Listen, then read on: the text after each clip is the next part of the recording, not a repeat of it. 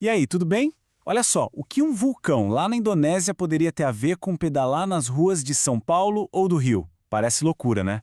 Hoje a gente vai desvendar a jornada completamente inesperada da bicicleta. É uma história que tem de tudo: falsificação de obra de arte, desastre climático e até uma revolução que mudou a cultura do Brasil. Bom, para começar, vamos direto para um mistério. A história da bicicleta podia ter começado lá na Renascença com uma das mentes mais geniais de todos os tempos? Ou será que não? Sabe aquela história que muita gente já ouviu, que Leonardo da Vinci, o gênio por trás da Mona Lisa, também teria desenhado a primeira bicicleta? Essa ideia fez tanto sentido que por décadas até especialistas acreditaram nisso. Parecia óbvio, né? E aqui está a suposta prova que enganou todo mundo. Escondido no meio dos cadernos do Da Vinci, surge esse desenho. Repara bem, uma bicicleta com corrente e pedais, um projeto séculos à frente do seu tempo. Parecia impossível de contestar, mais uma prova do brilhantismo dele. Pois é, mas a verdade é bem mais maluca que a ficção. Análises do papel, da tinta, tudo revelou que o desenho não era do Da Vinci. Ele foi adicionado ali nos anos 60, provavelmente por um monge que estava restaurando os manuscritos. Isso muda tudo. Significa que a origem da bicicleta não está num momento de genialidade, mas sim num desastre global. É isso mesmo. A bicicleta não nasceu em um ateliê chique, mas das cinzas de uma catástrofe que mudou o planeta e deixou a humanidade sem seu principal meio de transporte, o cavalo. Tudo começa aqui, em 1815, com a erupção do Monte Tambora, na Indonésia.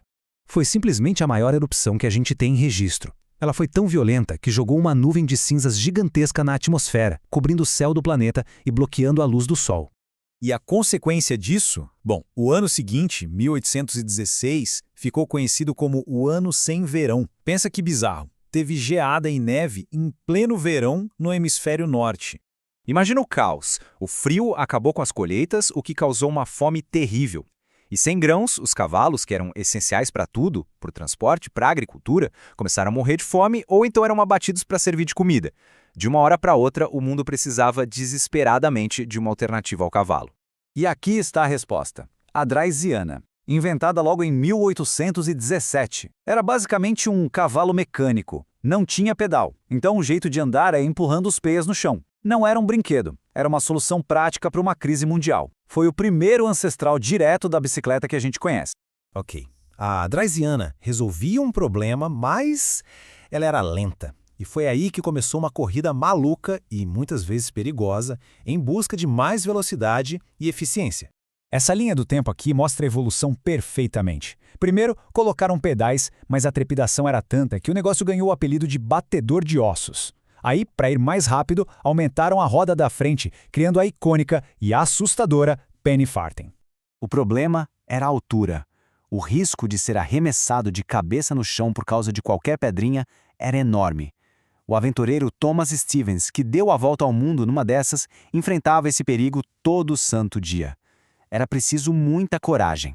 Até que, finalmente, em 1885, a bicicleta de segurança resolveu a questão. A grande sacada foi a corrente de transmissão, que permitiu que a roda de trás fosse a motriz. Com isso, as duas rodas podiam ser do mesmo tamanho. Era estável, segura e rápida. O design era tão bom que, na essência, é a mesma bicicleta que a gente usa até hoje. Certo, com o design resolvido, a bicicleta se espalhou pelo mundo. Mas, e no Brasil? Como essa invenção global foi recebida aqui? A nossa história toma um rumo bem particular, moldado não pela tecnologia, mas pela economia e pela divisão de classes.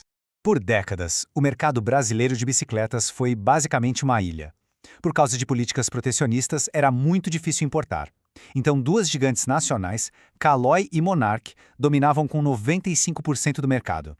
Era uma rivalidade enorme, mas que acabava limitando a inovação e as opções do consumidor. E para complicar ainda mais, tinha uma questão cultural. Durante o regime militar, a prioridade total era a indústria de carros. A bicicleta acabou sendo vista como coisa de pobre, um transporte para trabalhadores ou então um brinquedo de criança. Não era levada a sério como transporte nas cidades. Essa rivalidade Caloi-Monarch acabou criando uma divisão que era a cara do Brasil da época. De um lado, a Monarch barra circular, pesadona, forte, um verdadeiro trator para os trabalhadores, especialmente no norte e nordeste. Do outro, a Caloi 10, leve, com 10 marchas, um objeto de desejo, símbolo de status da elite mais esportiva do sul e sudeste. Eram duas bicicletas para dois Brasis diferentes. Só que esse mercado engessado, dividido, estava prestes a ser virado de cabeça para baixo. E tudo por causa de um novo tipo de bicicleta e uma nova cultura que vinham de fora. A revolução começou de um jeito bem orgânico, com o pessoal no Rio de Janeiro importando as primeiras mountain bikes para fazer trilha. A Caloi e a Monarch até tentaram responder, mas com imitações que não deram certo. O movimento era real, e quando os primeiros campeonatos aconteceram, a febre do mountain bike explodiu e quebrou todas as regras do jogo. E o ano que marcou essa virada de chave foi esse aqui, 1989. Foi quando rolou o primeiro grande campeonato nacional, a Copa House Chic. A corrida final teve mais de 400 participantes. Era o sinal de que o mountain bike não era só uma modinha, tinha vindo para ficar. E o legado dessa revolução foi muito maior do que só um novo modelo de bicicleta.